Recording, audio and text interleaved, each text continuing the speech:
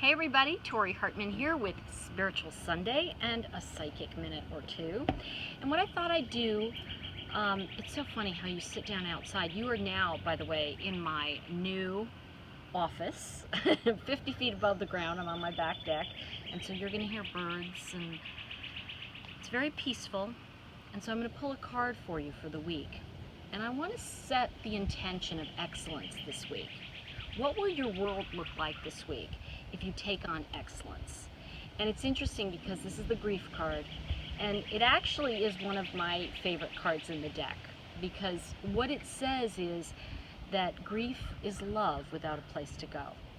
And if we take on excellence with that, then we're going to honor our process of grief.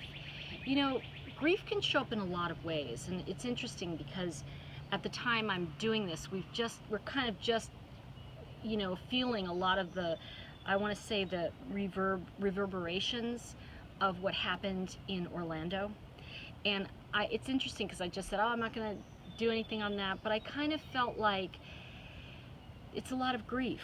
There's a lot of sadness, and it means that people were deeply loved, and how deep we grieve is based on how deeply we love. So I want to really validate that. And also, grief can take on some funny undertones and overtones that we don't even realize. You can be short with people, you can be irritable, you can be exhausted. I had a friend who had pulled the grief card, and he called me and he said, oh, his mother had died about 2 months before, and he said, I don't know what to do, I can't get anything started. I said, what are you trying to start? He said, I don't know, just get off the couch. I said, no, stay on the couch. Lay there, you're in grief. Watch TV that your mother liked. Be with her in that moment.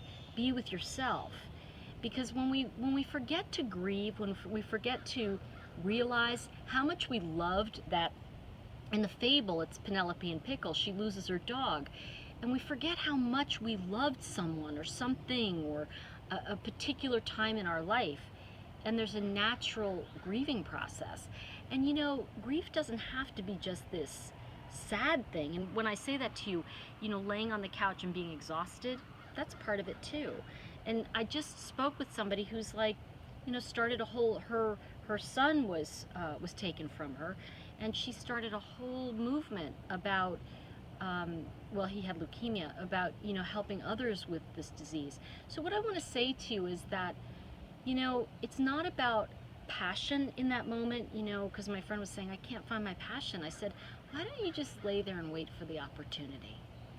And sometimes it's about waiting for spirit to guide us to the opportunity. So this week, I know this is a little longer than I wanted it to be, but this week, I want you to go inside and allow yourself to be sad or be happy, be whatever you are, and look for opportunity to find yourself again.